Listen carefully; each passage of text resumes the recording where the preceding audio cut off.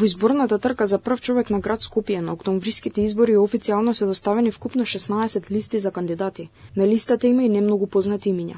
Меѓу нив се оние за кои јавноста интензивно слуша изминатиот период.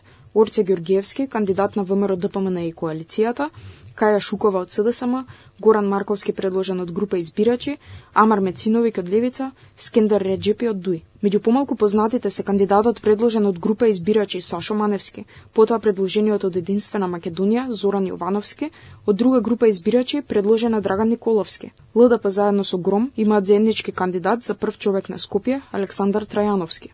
ВМРО ќе трча со Александар Рашковиќ, Владимир Куновски е кандидат од Работничката партија, адвокатот Александар Тортевски е предложен од Твоја партија, а Срџан Амет од Унијата на Роми. Аналитичарот Башким Бакију е кандидат на Вреди за Скопје, додека архитектот Вангел Божиновски е предложен од Родина Македонија. Сојузот на ромите го кандидира Демир Исмеили во трката за прв човек на главниот град, а кандидатурата на Владимир Трајковски, предложен од Македонска ера, Македонски независни листи, суверенисти, е одбиена поради задоцнето поднесување на документите.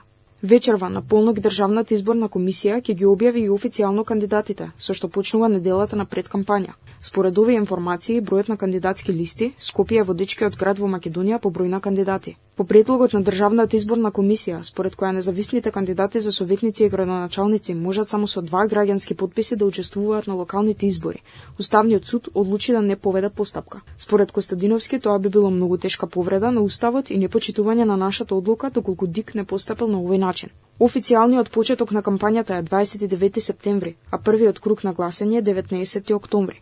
Вториот круг е закажан за 2 ноември. Во пресрет на изборите, деновиве со меморандум за соработка, Државната изборна комисија, Државната комисија за спречување на корупцијата и Државниот завод за ревизија се договорија да разменуваат информации и да делуваат заеднички за фери демократски избори.